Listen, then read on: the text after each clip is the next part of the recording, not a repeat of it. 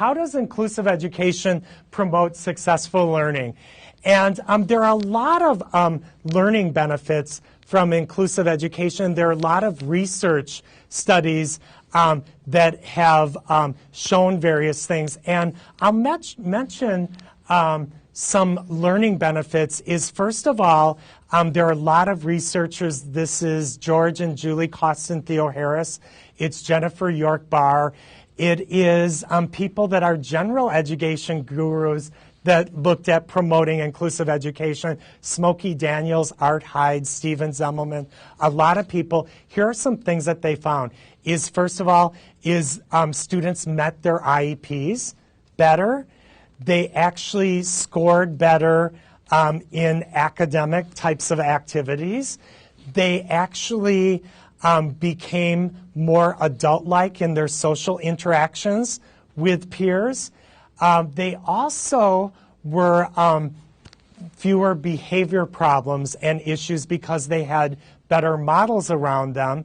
And George and Julie Costin Theo-Harris actually found one that schools get judged by these days so significantly, is they found standardized test scores went up, not only for students with disabilities, but also for the general population.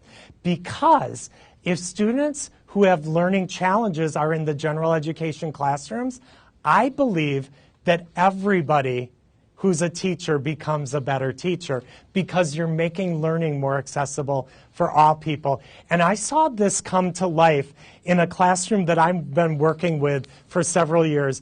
And this has to do with Eddie, who's a student that I've known over the last several years. And he's a student who has Down syndrome as an attribute, and he has been included in kindergarten, first grade, second grade, and we're looking at third grade right now. And one of the things is we looked at Eddie in the beginning and had to work out some things like strategies for working with other students and for supporting him with his interests in the school, a lot of different things. In second grade, so I've been following him, which was his last school year. Something happened that was just wonderful.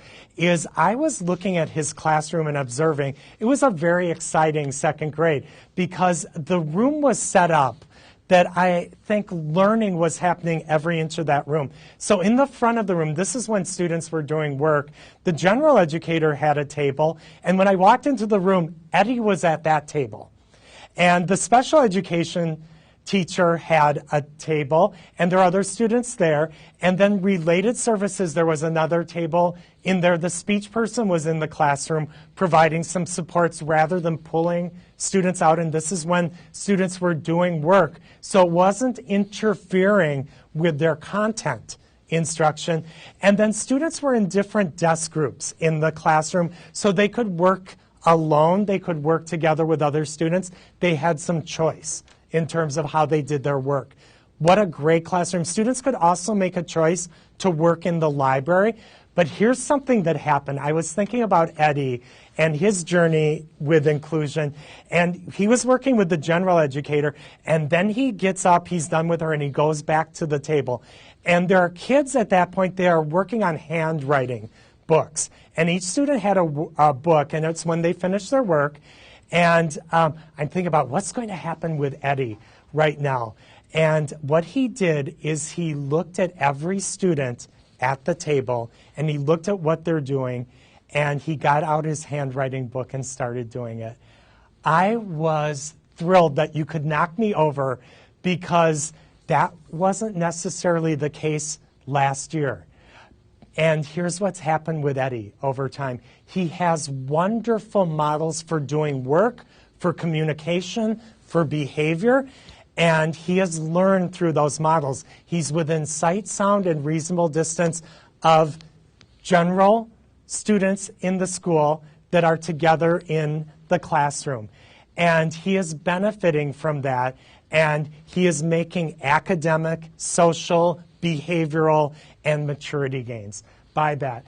And so I am seeing so many things happen that I truly believe, and we've done some research where we've looked at kids that may have a similar type of challenge that have been included and not included. And I think Eddie has made strides, and more strides compared to if he would have been in a segregated situation with only students who have disabilities. Is it okay for somebody who has a disability to be a friend with somebody else who has a disability? Absolutely yes. Where I have a problem is when somebody doesn't have access to all students in the school. And so that we have an opportunity to have relationships with anybody in the school.